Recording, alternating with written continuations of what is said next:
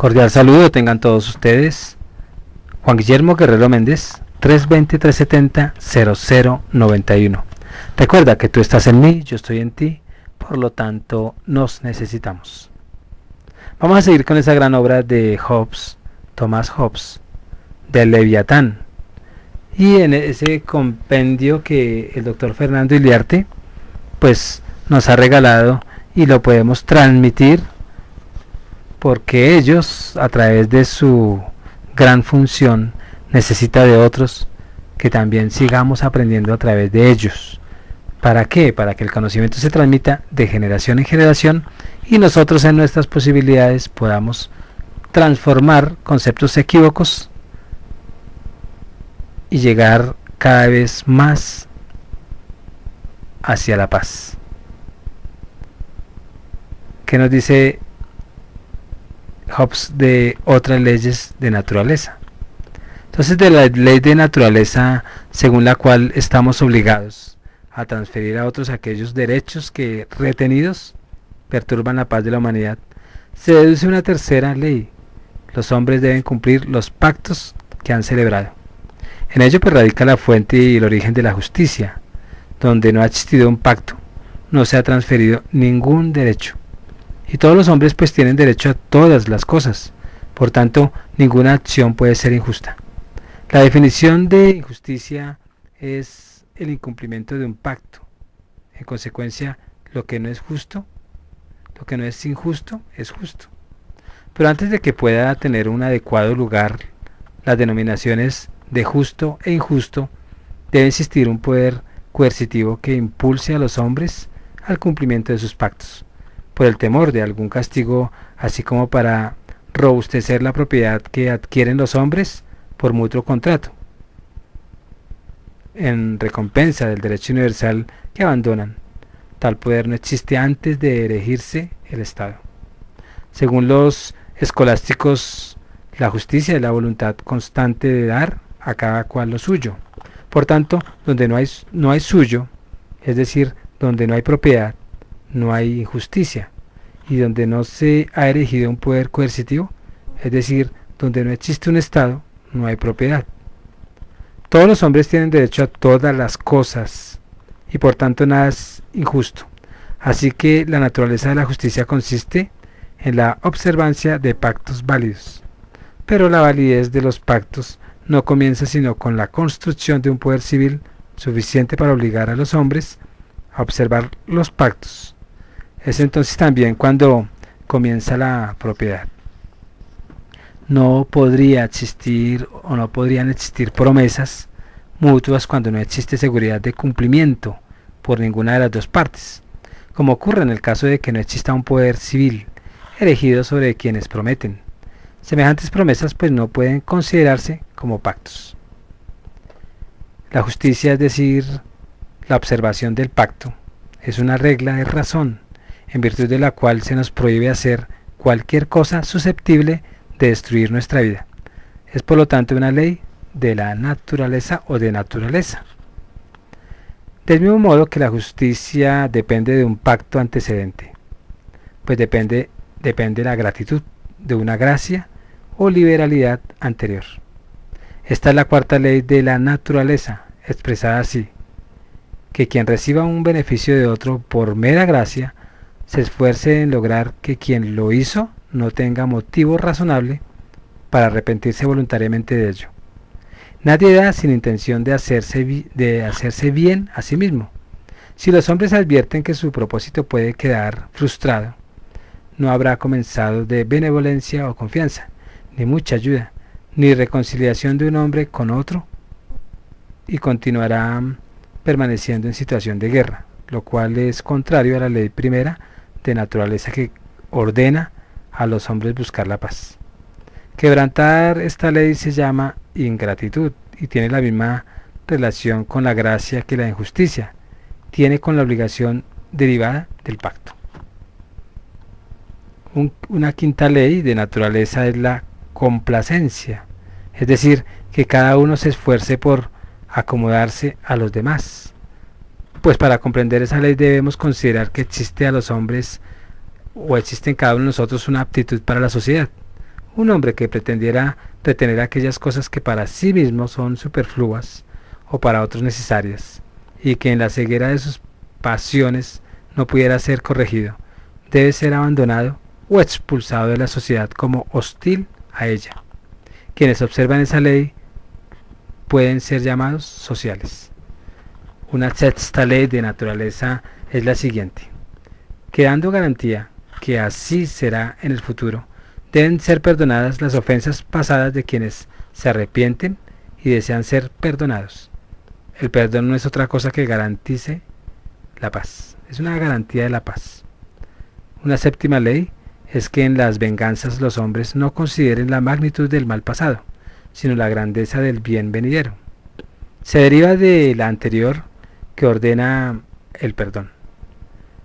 Nos está prohibido infringir castigos con cualquier otro designio que no sea corregido al ofensor o seguir de ejemplo a los demás. La venganza sin estas consideraciones es un triunfo a base del daño a otro y no tiene ningún fin. Pura vanagloria, contraria a la razón, y hacer daño sin razón tiende a engendrar la guerra. Hacer esto se distingue con el nombre de crueldad. Como todos los signos de odio y de disputa provocan la lucha, una octava ley de naturaleza es que ningún hombre, por medio de actos, palabras, continente o gestos, manifiesta odio o desprecio a otro. Quebrantarla se denomina contumelia. En la condición de mera naturaleza, todos los hombres son iguales. La desigualdad que ahora existe ha sido introducida por las leyes civiles, aunque Aristóteles dijo que había hombres naturalmente aptos para mandar y otros para obedecer, cosa que va contra la razón y la experiencia.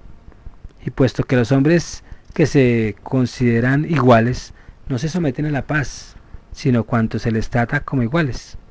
Como novena ley de naturaleza, situó que cada uno reconozca a los demás como iguales suyos por naturaleza.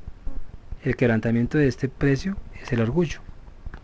De la anterior ley pues depende otra, la décima, que al iniciarse con condiciones de paz, nadie exija reservarse algún derecho que él mismo no aceptará que fuera reservado por cualquier otro.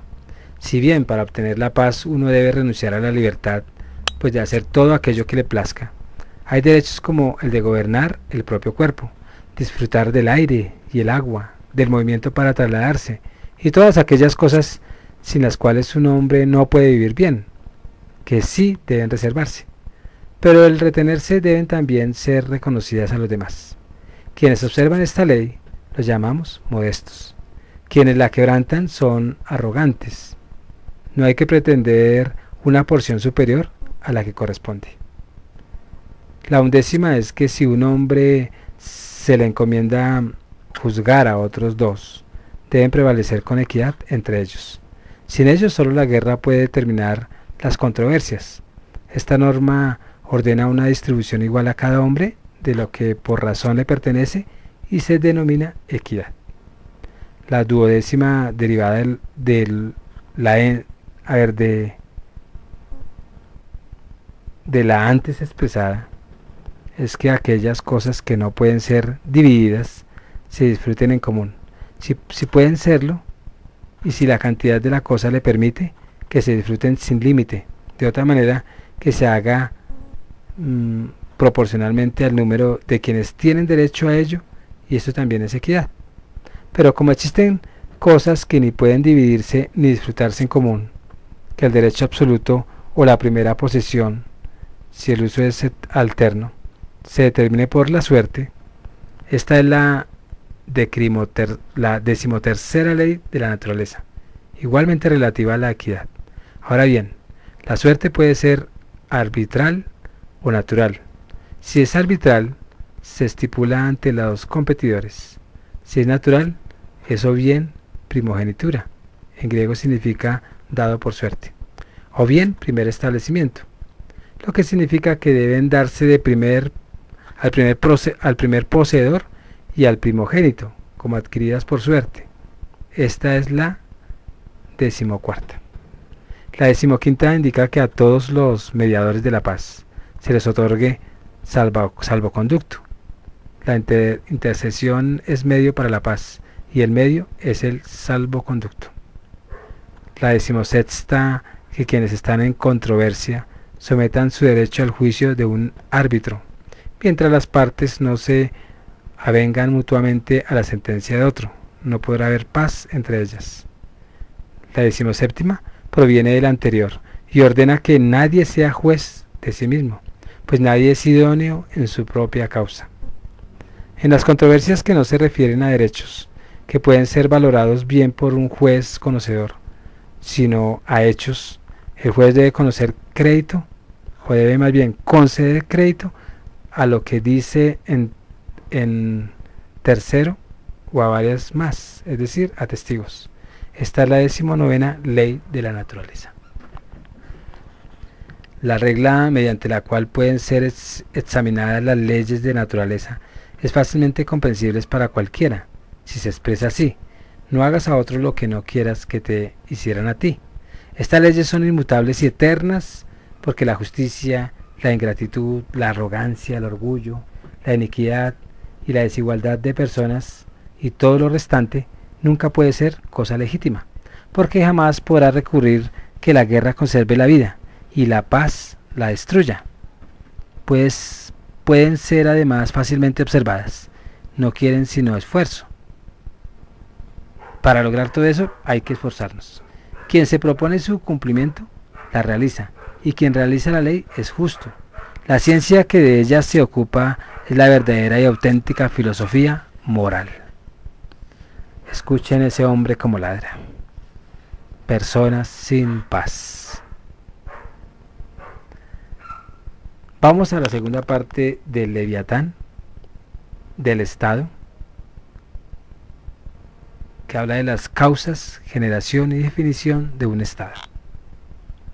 La causa final de los hombres, al introducir esta restricción sobre sí mismos, en la que los vemos vivir formando estados en su propia conservación y el logro de una vida más armoniosa, es decir, el deseo de abandonar su miserable condición de guerra, condición que no es sino conservancia de sus pasiones naturales, cuando no existe poder visible que los tenga a raya y los obligue, por temor al castigo, a la realización de sus pactos y a la observancia de las leyes de naturaleza.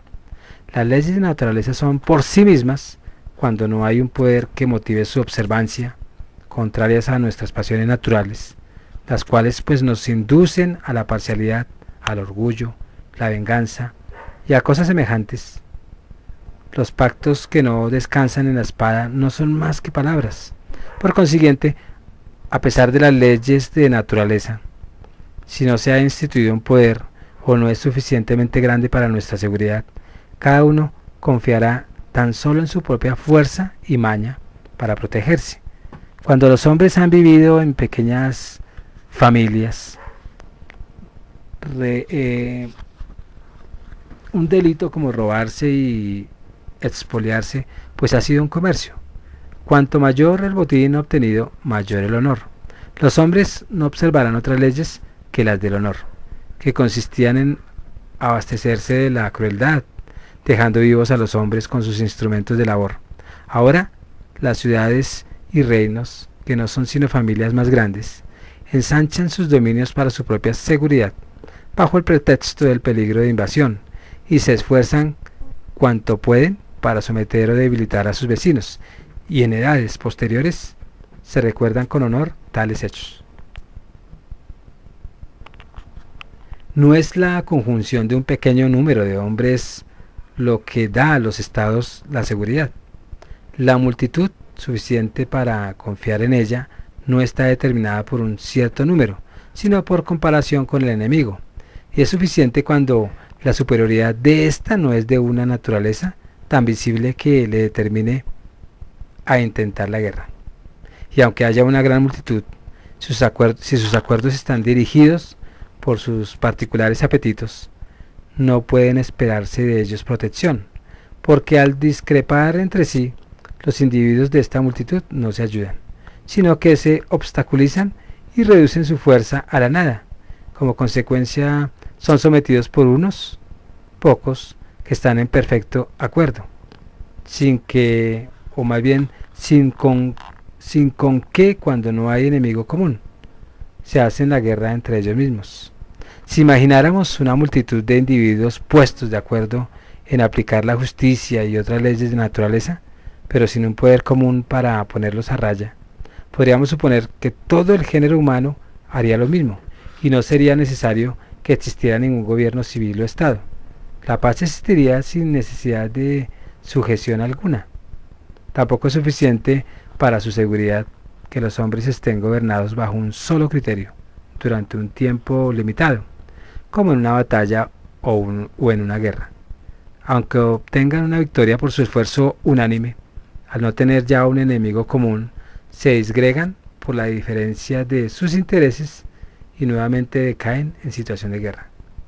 Es cierto que las abejas y las hormigas viven en sociedad, por ello Aristóteles las enumera entre las criaturas políticas, y no tienen otra dirección que sus apetitos, ni poseen el uso de la palabra para indicar a los demás lo adecuado para el beneficio común.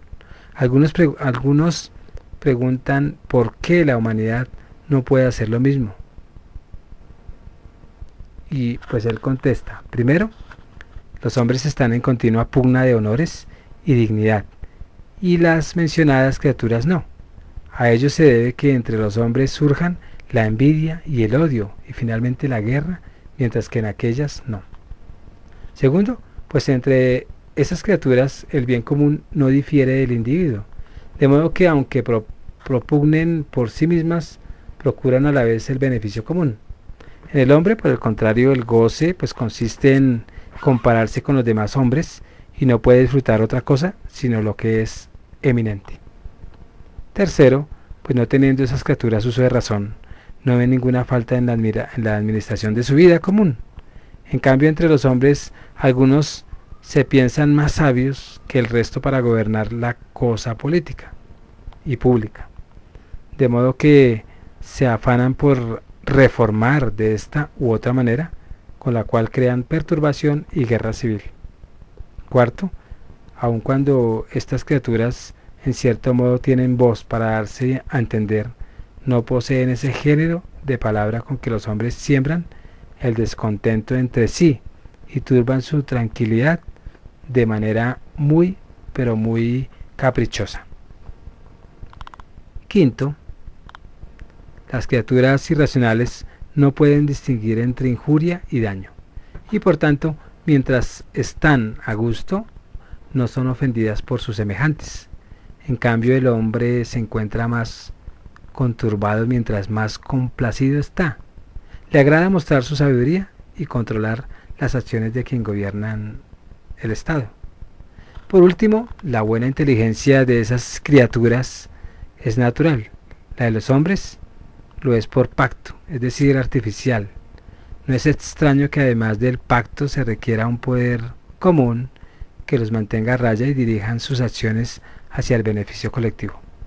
El único camino para erigir ese poder común es conferir todo su poder y fortaleza a un hombre o a una asamblea de hombres, todos los cuales por pluralidad de votos pueden reducir sus voluntades a una voluntad, es decir, elegir a quién o quienes lo representen, de manera que sientan como propia pues cualquier cosa que éste o estos promuevan en lo relativo a la paz y seguridad común, y que sometan sus voluntades a la voluntad de aquel y sus juicios a su juicio. Esto es algo más que consentimiento y concordia, es una unidad real instituida por pacto de cada hombre con los demás, como si dijera a todos: autorizo y transfiero a este hombre o asamblea de hombres mi derecho de gobernarme a mí mismo, con la condición de que ustedes pues también lo transfieran a él o ellos y autoricen todos sus actos de la misma manera. Hecho esto, pues la multitud así unida se denomina Estado, en latín civitas. Esta es la forma como aparece aquel gran Leviatán o aquel Dios mortal al cual debemos mostrar paz y aún nuestra defensa. En virtud de esa autoridad conferida, El Estado, por el terror que inspira, es capaz de conformar las voluntades para la paz en su propio país y para la mutua ayuda contra el enemigo en el extranjero. En ello consiste la esencia del Estado, que podemos definir como una persona a la cual una gran multitud, por pactos mutuos, ha instituido como autor representante, con el objeto de que pueda utilizar la fortaleza y medios de todos como lo juzgue oportuno, para asegurar la paz y la defensa común. El titular se denomina soberano y se dice que tiene poder soberano. Cada uno de lo que lo rodean es súbditos y es un súbdito suyo. Se alcanza este poder soberano por dos conductos: por la fuerza natural, es decir, el sometimiento, o mediante el procedimiento de que los hombres se pongan de acuerdo entre sí para someterse voluntariamente a algún hombre o asamblea de hombres, con la confianza de ser protegidos. En este último caso puede hablarse de Estado político o Estado por institución. En el primero, de Estado por adquisición, sea en el Estado político, y en el Estado por institución,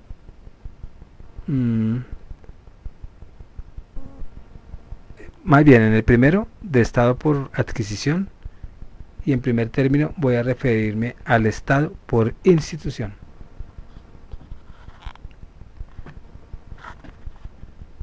Ya escuchando otro poco más del Leviatán, nos damos cuenta que ese absoluto es darle el poder de gobernarme bajo sus condiciones, pero que me proteja, porque es que como tanta guerra hay, tanta asedio tienen las ciudades, entonces lo que los súbditos, en los términos de Hobbes, lo que el súbdito pide es someterse a alguien que uno elige para que me gobierne bajo sus condiciones y mis condiciones, y lo que más le temo es a la seguridad, por eso es que pido seguridad. Pero él lo que no quiere es que ese súbdito que elegimos sea elegido por un tal Dios que no existe. Y él quiere que la sociedad de hombres se comporte como las hormigas, donde cada uno tiene un rol, todo bajo el dominio de la reina, en ese caso el rey, la monarquía, pero bajo criterios de paz, y hace como un código civil donde expresa una normatividad posible para lograrla. Se despide Juan Guillermo Guerrero Méndez, 320-370-0091. Recuerda que tú estás en mí, yo estoy en ti, por lo tanto nos necesitamos. La cultura como deporte. Muchas gracias.